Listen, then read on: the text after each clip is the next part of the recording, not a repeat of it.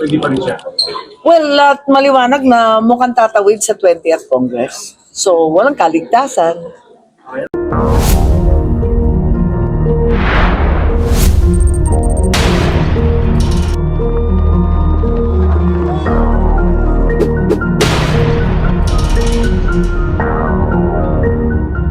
Hindi, return to sender naman. Basta mag-comply daw sila dun sa mga kuan. Satisfied mga kayo requirement. sa return to sender instead of dismissal? Pwede na rin para sa susunod na lamang na kongreso talakayin ng maayos. Pero tulad ng sinasabi ko, hindi naman accountability talaga ang pakay ng impeachment. Sangkatutak ang kaso na hinaharap ng ating Vice President. Merong COA, may DOJ, may PNP, may kung ano-anong kaso. Meron na naman kaninang hapon. Yun yung accountability. May parusa, may multa, may kulong.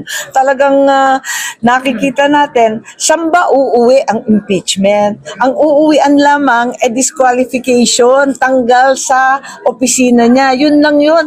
Para sa akin, di ba, magpakatotoo tayo para ito glorified early disqualification. Nako naman, seryosohin naman natin ang impeachment. Wag naman natin paglaruan ng saligang batas at ang ating mga batas. Pero ano yung tutugunin nyo dun sa nagsasabi na this early na unconstitutional na ginawa ng Senado? Yung pag-remand, ma'am. Sa palagay namin, hindi. Kasi karapatan ng Senado ang magtanong na talagang valid ba ang pinadala sa amin. Sa pakiwari ko, at sinabi ko na ito nung nakalipas, na para sa akin, hindi talaga valid yung pinadala sa amin, defective upon arrival. Ma'am, ito ba, ngayon lang ito na-realize na pag-isipan o ito talaga yung plano? Kasi ma'am, meron ng mga prepared speeches. Pasensya na kayo po, meron si Senator Jingo Estrada, meron din prepared speech na pabor dun sa return to sender. Ay, hindi. Ako hindi. Nag-prepare lang ako kanina kasi doon kay Bato. Susuportahan naman namin. Alam naman namin tatayo siya eh. So ngayon lang yung decision talaga na return to sender, ma'am? Hindi. Talagang dismissal yung kanya, di ba? Opo. Pero ma'am, kung may mga tanong po, hindi po dapat, sinasabi po ng iba na dapat sa trial na lang daw. I-raise yung mga tanong at hindi tanongin yung House. Pero kung depektibo po at the outset, you really have to send it back. Para sa akin, questionable talaga yung validity, questionable yung jurisdiction. Kaya mas maigi, isaayos muna nila, wala namang pagbabawal na magpila ulit ng impeachment complaint. Pero di ba ma'am, di ba sasabihin lang din nila na certified naman talaga, na valid? Kasi kung sasabihin nilang hindi, parang inamin nila na mali sila in the first place.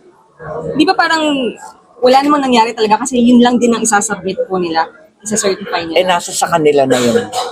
Oo, pero para sa akin talaga may depekto yun. Paulit-ulit kong sinasabi katulad ni SP, noong pa, hindi lang ngayon. Ma'am, hindi ba to Kasi delaying tatlo na nga ang pinadala. Bakit yung ika-apat lamang? Ma'am, hindi ba to delaying tactics? Lalo na dito sa nag-DP yung impeachment na yan. Nakaligtas siya ngayon. Palagay niyo. Well, since second to the last day, pero meron pa ring summons, meron pa ring requirement to reply in 10 days and so on. So hindi pa rin siya. Well, at maliwanag na mukhang tatawid sa 20th Congress. So, walang kaligtasan.